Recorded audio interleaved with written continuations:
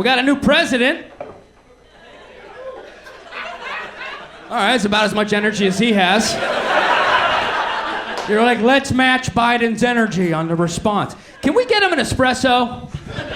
Here's the thing about Biden. He starts so strong in his speeches. You know what I mean? He starts so strong and confident, but then he will whisper the most important part of the speech, right? We're just the greatest country in the world. We gotta build back better. But we need to stop systematic racism. Who's coaching his speeches? Owen Wilson? I mean, come on. I mean, wow. We're building back better. But you remember Trump was the complete opposite, right? Trump would start out really casual and calm and then scream his trigger words, right? He'd be like, so, look at this crowd. Look at this crowd. Ladies for Trump, excuse me. Fake news over here, excuse me. So, there's like 1 million people in here, frankly. But we have to be careful, we have to be careful because the radical left, they're rapists! They're murderers! They're fucking our kids! But the economy, right? Guys, hey, you ready to start the show? Hey everybody, before I start, quick disclaimer, my video for this podcast this week is damaged and I'm unable to upload it. I don't know what happened. We think it might have been Antifa. They might have come in and destroyed some of the footage. So it's going to be mostly audio this week. I apologize. I'll put some clips in though, and you're going to have to take a few days off from this face. So either way, enjoy and thanks for watching. Hello. Welcome to the Tyler Fischer Show. Happy Monday. Monday. I thought I'd start off with a little stand-up joke, like a little Seinfeld style, you know? What's the deal with car washes? Nobody likes a car wash. So we're just trying different ways to start the show, and so that was a joke I did. I've been working on that joke all panty. That's a pretty much full panty joke that evolved. It bombed a lot. Let me just give you a little history of that joke. It really bombed for a good month or two. I would go, hey, so Biden's kind of, well, you know, he talks kind of weird, right? People are like, how dare you question Lord Joseph and Lord Fauci. So I just stuck with it. I go, I got to get this thing right. So it took a few months. To get the balance right. And then I think enough time had passed where people haven't heard Trump speak in so long. So now it's almost like a nostalgic thing for people. And again, you know, I'm in New York. People really hate him. Not everybody. You know, Staten Island is pretty pro-Trump. But I don't know what's even on Staten Island. I think at this point the inhabitants of Staten Island are the Impractical Jokers and a pizza pie. But so it's just been fun to kind of see the Trump part work better and better as time goes by, and then people go, "Oh yeah, you remember that guy? That's right, the guy we were obsessed with for 4 years. And it was just, yeah, he consumed every minute of every day for 4 years. And that's right, he did say that. He said, you know, frankly, tremendous. He said that. I remember, tremendous. I remember. And so, you know, that killed in Bushwick, Brooklyn last night. If you don't know Bushwick, it is the hipster capital of the world. And I bombed for like, oof, I just had a full-on bomb set nearly. And then I go, let's talk about politics. And then I did the Trump, and the place fucking, I blew the roof off. And I even said it, I go, how weird, guys. I just bombed with all this well-crafted, well-thought-out, intellectual, pseudo-metaphoric jokes for you. But Trump brought us all together. How weird is that? So anyhow, that video, apparently it went viral on Instagram, And I didn't even know. I got a tag last night and someone goes, "Oh my God, thank God I found you. It was like Inception. I had to go through all of these tags back and through time and I finally found the original one." So this kind of big Instagram page tagged the joke. I guess they took it off of TikTok, and then people slowly started taking that joke and posting it, and it just lost, like, my credit was lost in the shuffle. And so this woman went back through and found the original one, and I was able to reach out and say, "Hey, come on, give me a tag. That's my joke. It's still my material." It wasn't their fault. This is how the world works. But anyways, it's getting tens of thousands of views, and I was like, man, this is like all these lost potential fans here. So they were really nice, and they tagged me, and then they said, "Hey, can we actually have the whole joke? We'll repost it." So got tens of thousands of views, but then it was cut off right before the Trump part. So right when I was like, but Trump would start out and he would whisper and he'd go, "So look at this crowd. So many people here. The blacks are here. The Asians are coming out in droves, frankly." and then it got cut off. So he reposted the whole video, and then it got another whole slew of clicks and ticks and talks and views, and he posted me. So I woke up today and got a couple hundred followers from that. So you gotta make sure you get that credit. Happy 4th of July, and just to thank you to everybody who came to my Patreon show last, I think it was, Monday, Wednesday? God, time is irrelevant at this point, but we had a fun little Patreon show, the exclusive show I do just for patrons. I might do it every other month at this point, because it's harder to get comedians to do Zoom shows, so I thought maybe if I spread it out a little bit, but either way, you guys were fun. It's real. I just love hanging with y'all.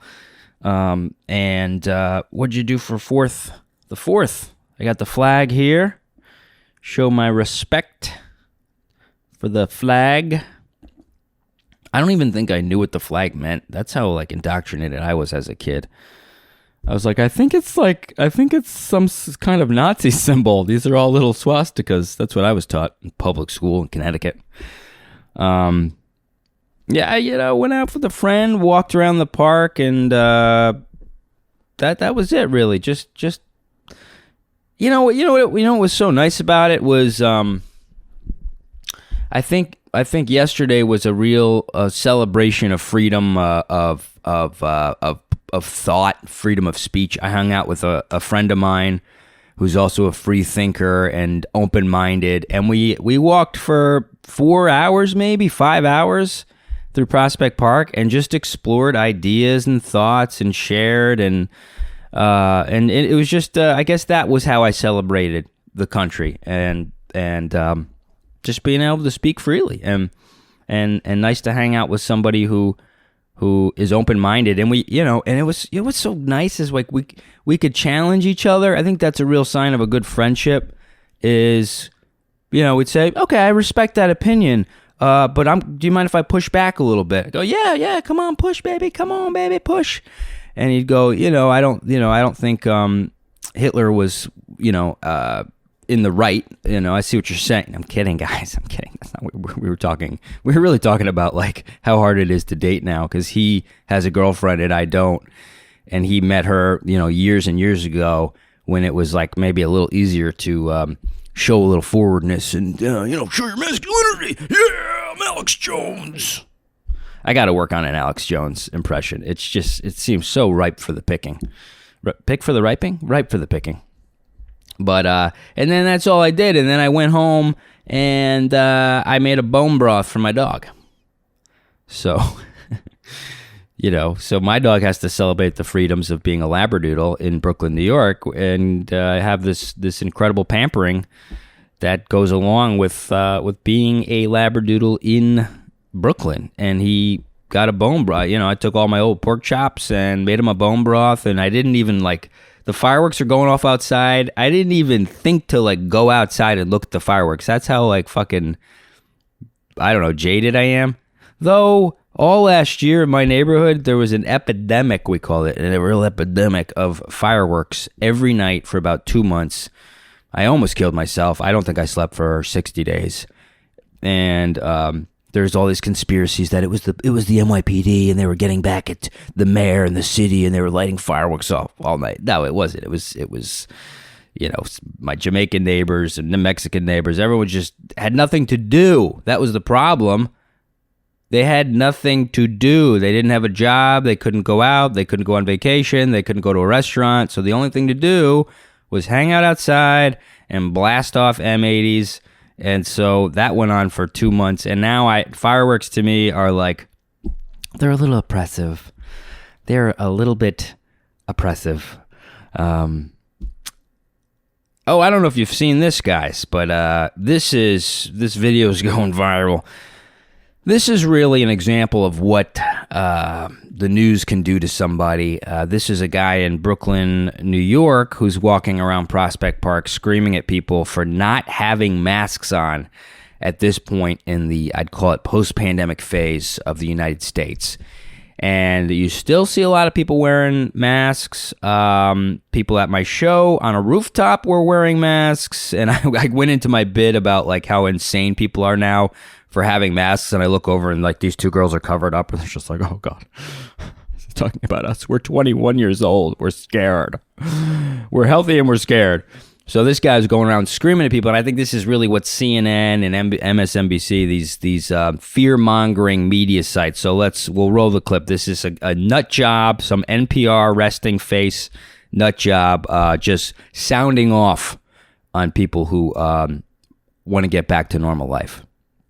This pandemic is not over. Put your mask on. You're killing us. You can't run from the Delta variant. Look at this man and his dog. These are racist people. Racist. Whose dog is this? Put a mask on. They're trying to kill my grandmother. I bet nobody has a mask on the plane. Look at this super duper duper deluxe super spreader event. Put them all in jail. Put that baby in jail. So, yeah, I feel like that was almost me in the beginning of the pandemic. I was really out of my mind, we'll say. Is he out of his head? Is he out of his mind? The vaccine thing seems to be settling down. What do you guys think? I feel like people aren't quite as obsessed with it. It is still popular on Tinder, on the dating apps.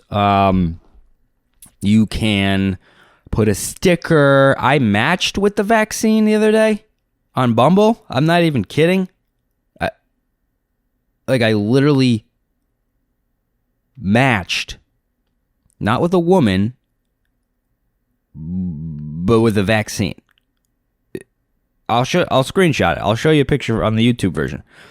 I wake up, I go, oh, I got a match, and it was like the vaccine, and it was just a picture of a vaccine. I'm like, dude, the people were losing our minds here. This type of pressure and manipulation is sick, but I guess it's working because everyone had all the women I'm matching with and see, they have their little. You can have a little Band-Aid sticker. So now, we're just treating us like children. You can have a sticker. You get to pick your sticker and put it on your profile to show people which vaccine you got. So it's like vaccinated, I got vaxxed, are you vaxxed, vaxxing soon. There's even a vaxxing soon sticker. So I took it upon myself to make some additional stickers because I thought, well, if you're looking for a life partner, maybe you want to know a little bit more than which brand vaccines somebody got. So I made some more stickers, and I'll be pitching these to Tinder and Bumble. And so we'll take a look at some of the stickers that I made and I'll be using. So, of course, there is the I don't have AIDS sticker because, well, nobody really wants AIDS at this point. And I think if, it seems to be in polyamorous Brooklyn, a lot of gals want to go raw dog. That's what I've experienced. Now, I will never have sex without a condom, but I've done my studies, and I'd say it's it's about 2 out of 5 women in Brooklyn will say, just throw it in. I go, what? They go, yeah, just throw it in there, baby. Throw it in. I go, are you fucking out of your mind? So people don't seem to not care about STDs anymore. So, of course, go ahead and throw up the I don't have AIDS sticker. And then, if you could have your vaxing soon sticker, but I also thought another great sticker would be starting AA soon, in case you go out with someone who seems to show signs of being an alcoholic, which I've also done, believe it or not, I've done some studies.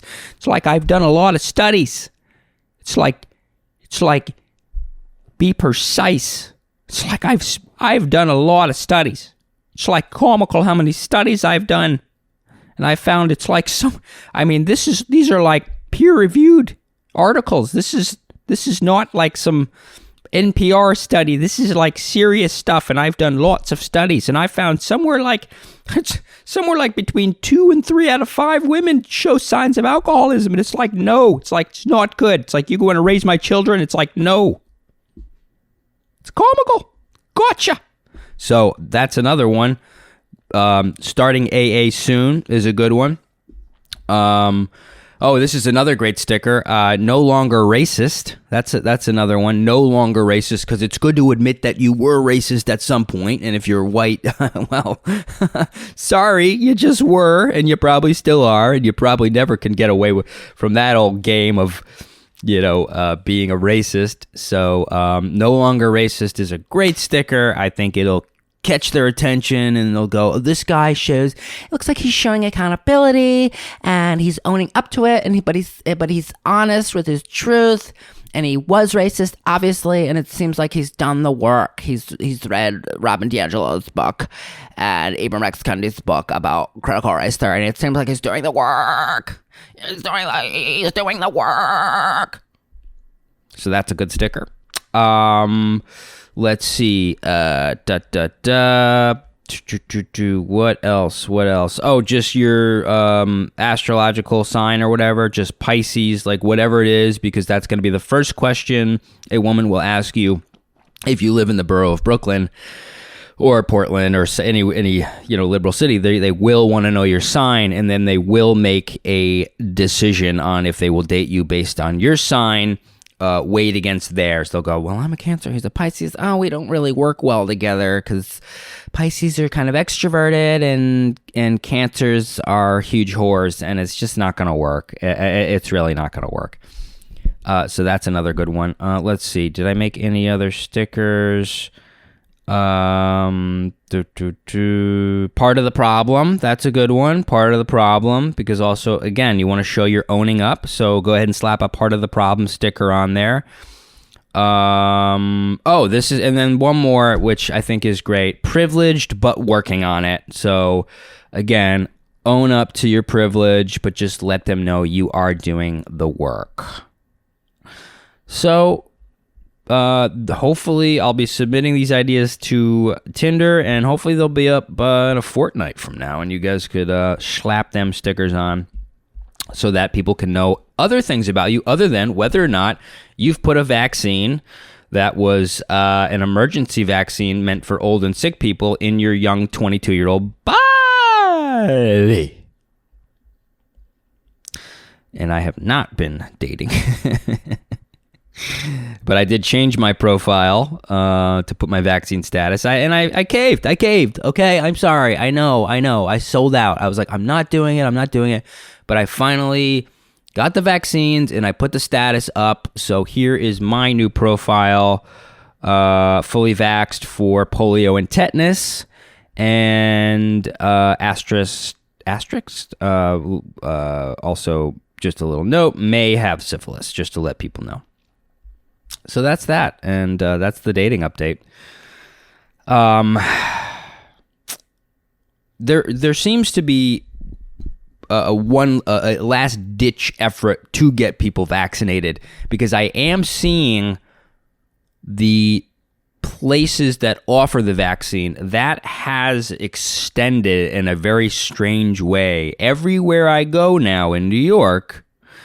and it's a very small place, so you see a lot in a short amount of distance, but they're offering the vaccine strange places. I walked into the entrance of a park, and some guy was trying to usher me into a tent, just like a camping tent, going, "The vaccine? Vaccine this way, come get your vaccine this way. You want the Moderna, we got the Pfizer, we got the dun. I go, where are your credentials? There's no, like, show me a license or something. Like, I'm just gonna go into a tent next to some homeless encampments in the park? What if I go into the wrong tent?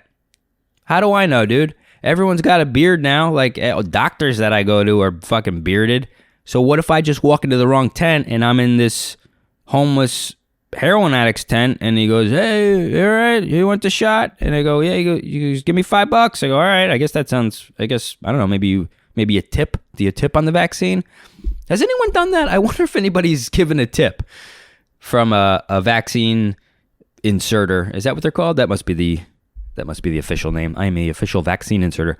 Somebody's given a tip. I bet a celebrity has been like, "Here's $100. You know, don't bruise me up. You're doing nice. I give you you're doing nice. I give you a tip." So, but what if I just walked into the wrong tent? There's like 30 tent. There's a guy that's been living in a tent for like 8 years at the entrance of my park. What a lovely way to walk into the park on a Sunday. Some guy's like, so I could go into the wrong tent and get 5 doses of fentanyl and have a good weekend, by the way. That would be a fun weekend for me because I don't do drugs. So that would be, it would certainly offer up a change in my life. But what is great too, I kind of look homeless now, and what's great about it is I noticed homeless people are no longer asking me for money. So that was just a little gift that came out of this new look. And when my hair is down, it's quite wild. So it's kind of nice because even if someone does ask me for money, I can just out homeless them. You know, they're like, "Hey, can I have $1, please?" And I go, "I need $1, please." "No, I need $1 back. No, I need $1 back. I've been homeless for 5 years. I've been homeless for 25 years. No, I need it. I live under the bridge. I live in the bridge." "Okay, I think he needs the money." "No, give him the money." And then they start giving me the money. So that's what I've been doing after shows. You know, you don't get paid much to do stand-up, so I just go down outside the comedy club and I stand out with my hat and I go, and I tell jokes kind of in a homeless sort of style, and then they go, "Oh, he's kind of a funny homeless guy." I pretty much just tell the jokes that I tell on stage. You know, I'll come outside and go, "Hey, was anybody on TikTok?" And they go, "What?" I go, "Are you on TikTok? Are you on TikTok?" And my penis is out, of course, at the time. "Are you on TikTok?" They go, "Yeah, we're on TikTok." I go, "It's a shame because TikTok would have been a great name for a dating app for women in their 30s. And they go, that's actually pretty funny. This homeless guy's got some jokes. "Baby, give him a 20, babe. Give him a 20. "Oh, thank you. Thank you. Follow me on TikTok." So it's just, look, again, I'm not going the classic route anymore of comedian, gets late night talk show, gets writing job, pitches pilot, makes sitcom. Now it's like comedian, locked in his room for a year, weird shit online, making a podcast, pretends to be homeless, makes TikToks, gets his video shared on some conservative, anti-liberal Instagram pages. I'll take it, baby. I will take it. So I'm finding new ways. I don't know.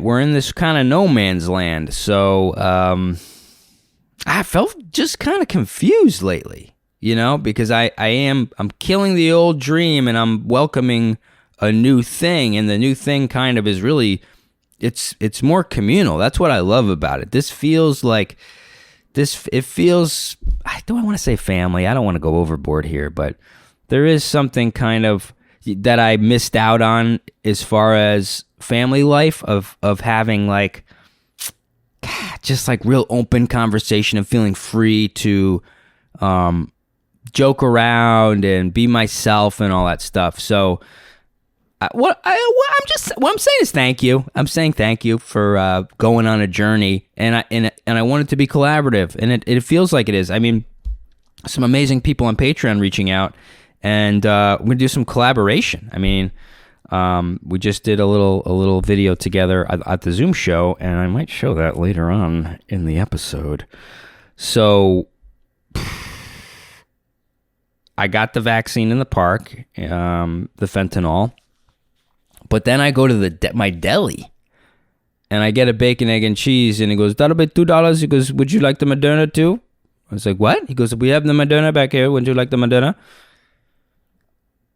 What are you saying? He goes, would you like the vaccine? He said, de Blasio sent us 5,000 vaccine. We have to get rid of them by Monday. You want the Moderna? I go, no, I really just want the bacon, egg, and cheese. You want me to squirt the Moderna? I could inject the Moderna into the egg, and then maybe you eat and ingest. I don't know if that's how it works, but I'm not qualified because they just let anyone give these vaccines.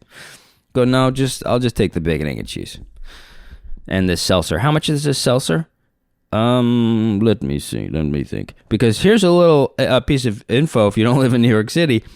There are no prices at delis.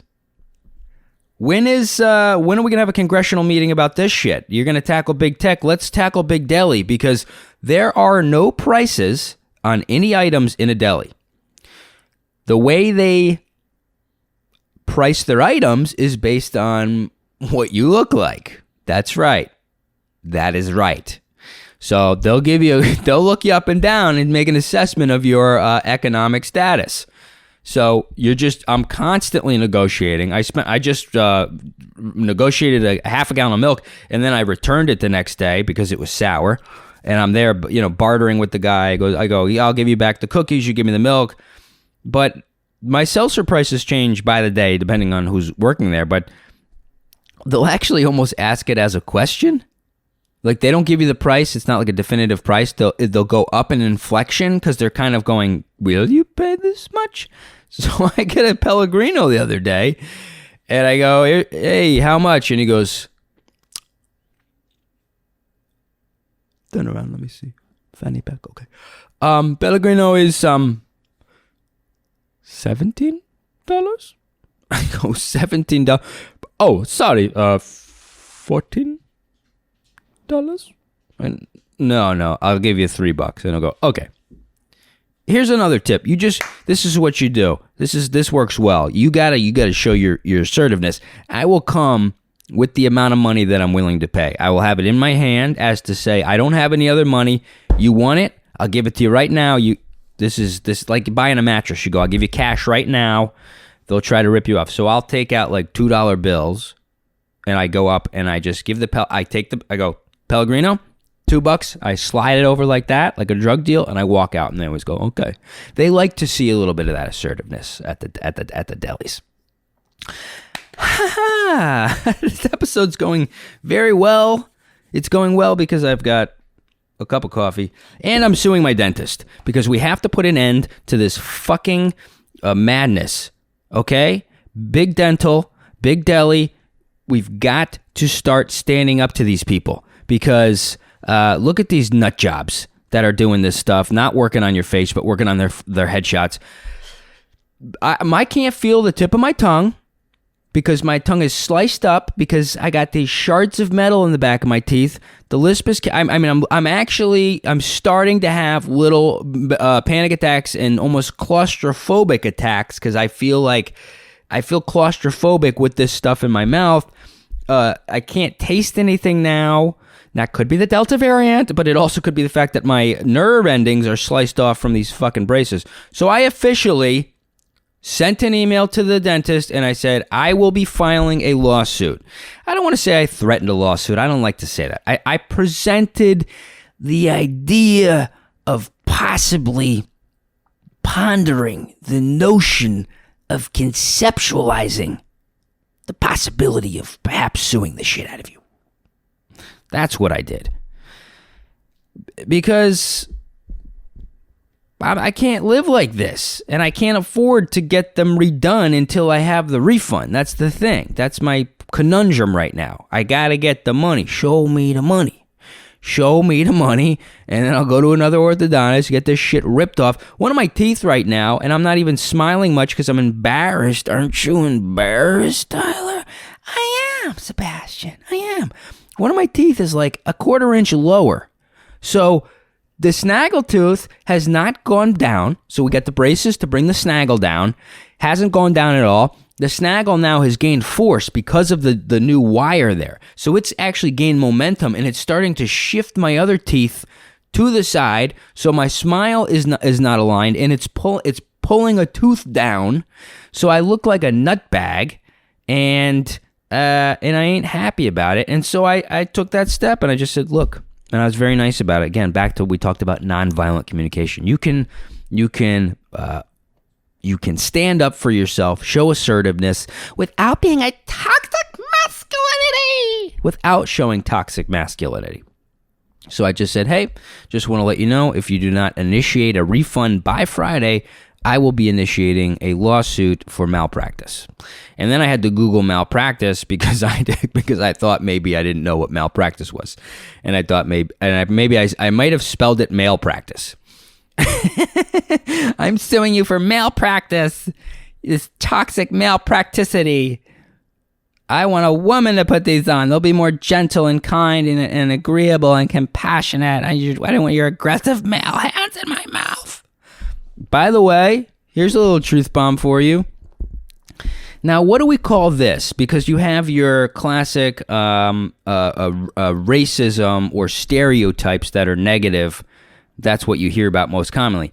Now, to be honest, TBH, on the TFS, Tyler Fischer Show, trademark, copyright, trademark, the man who did the braces is of, I'd say, an Indian descent, and that made me feel comfortable. So what do we call that? What do we call that? Because I looked on Google and I found all these practices, and everyone's picture is up there now, and he's a handsome, I'd say, Indian man. Maybe I'm wrong, but he looked Indian. He was a brown person. We'll just say that, okay? Because all brown people are the same, all black people are the same, and all white people are the same.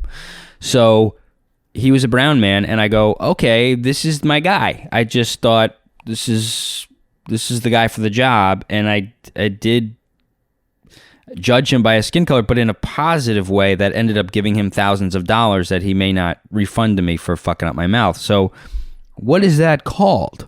Is there a name for that? Is that racism? Is it good racism? Is it called just good racism?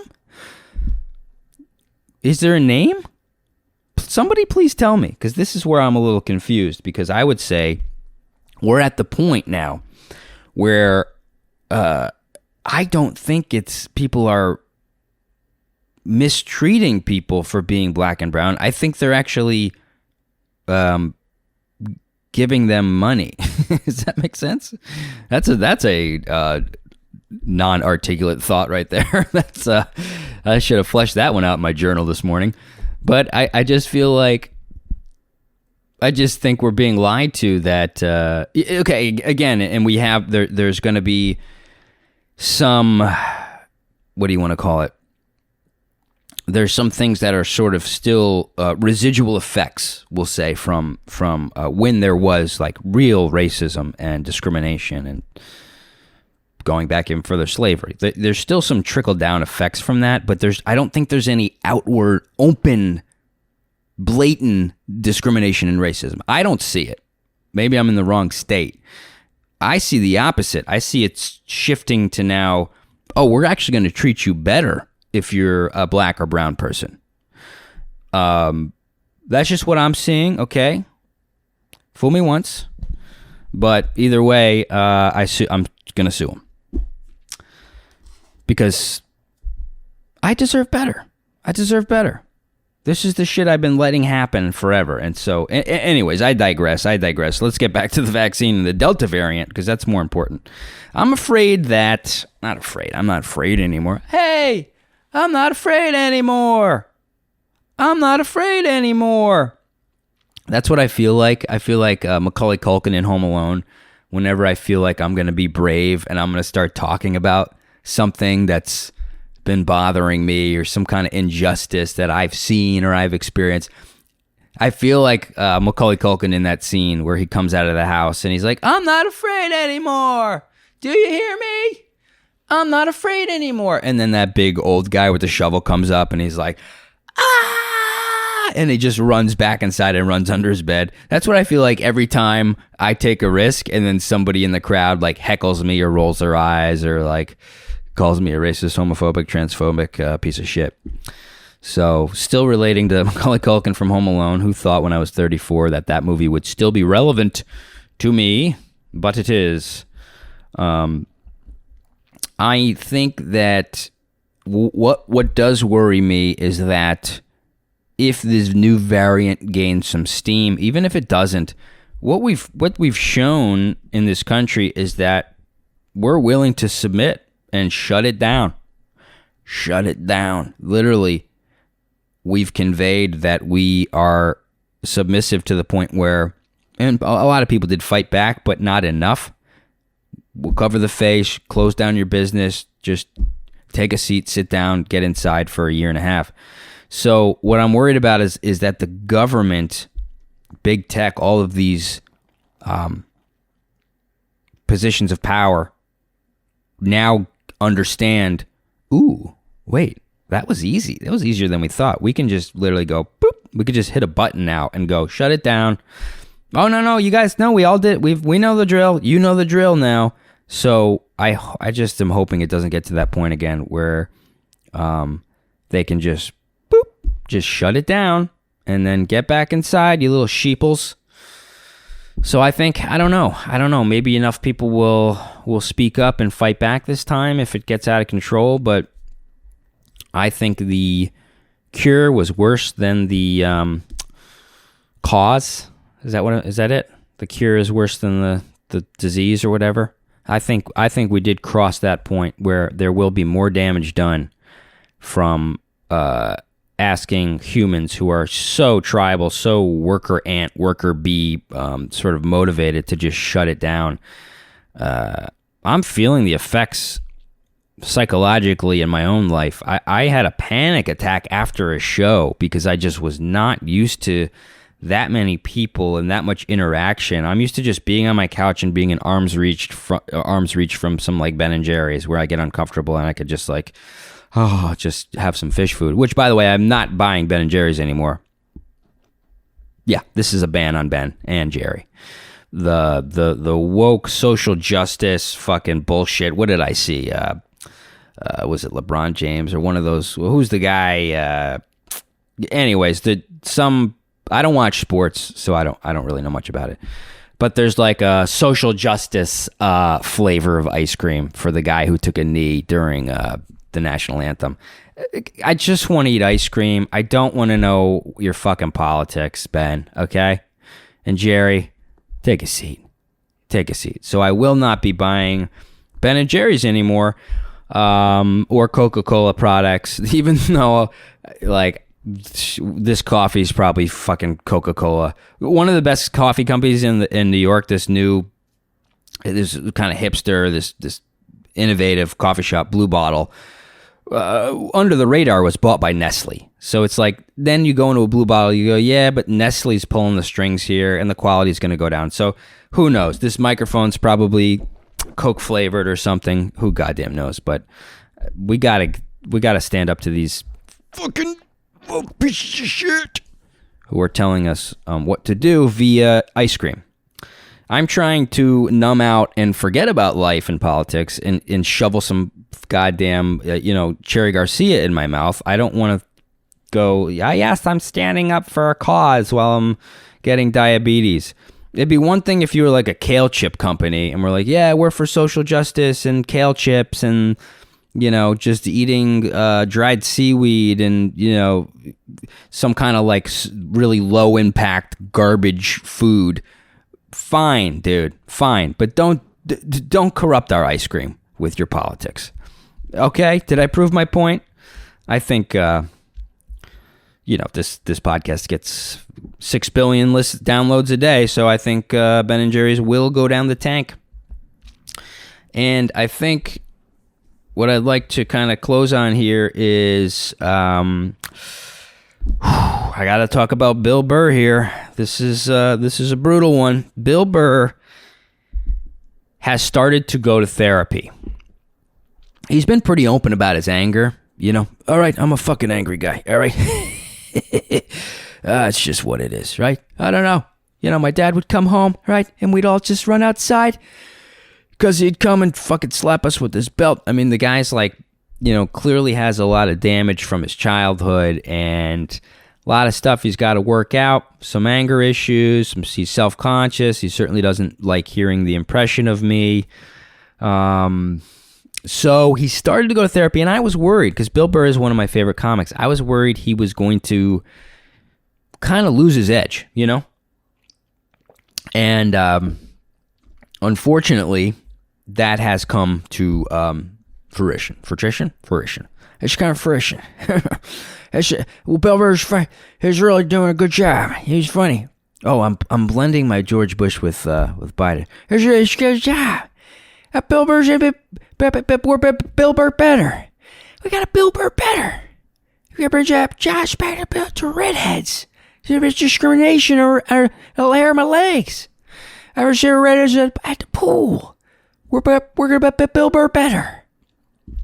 So he did a Zoom show last week, and somebody leaked the footage. And basically, he just bombed. I don't know how else to put it. You don't see Bill Burr bomb very often, but he's healing and he's finding himself and he's in therapy and all of that stuff that was fueling his comedy, which was really just like fueled with rage and anger and angst and trauma. It's all gone, and he's lost his pizzazz. So I'm going to end the show by showing you this clip, and I hate to even show it to you because it's sad to see a hero and a real comedy patriot, to say the least, start floundering. And I guess the good news is I'm ready to fill in for him, and just kind of take his place. So here's Bill Burr. This was leaked footage of him he just like popped on somebody's Zoom show in LA. So let's take a look at that. Make a lot of noise for the one, the only, the legendary Bill Burr! Let's go! All right, keep it going for AJ and Morgan. They're funny guys, right? I got my glasses like I'm fucking Joe Biden here. Should I whisper? Hi, everybody, how's it going? Anyways, I thought I would come on, just try some new stuff, right? Just trying some new jokes. So I don't know, dude. I've been going to therapy. I don't know, you guys, anybody in therapy? Or it's like working for me. You know what I mean? I used to be pretty angry, but I don't know. I like it, right? Like I feel like I'm getting to the root of the problem. You know what I mean?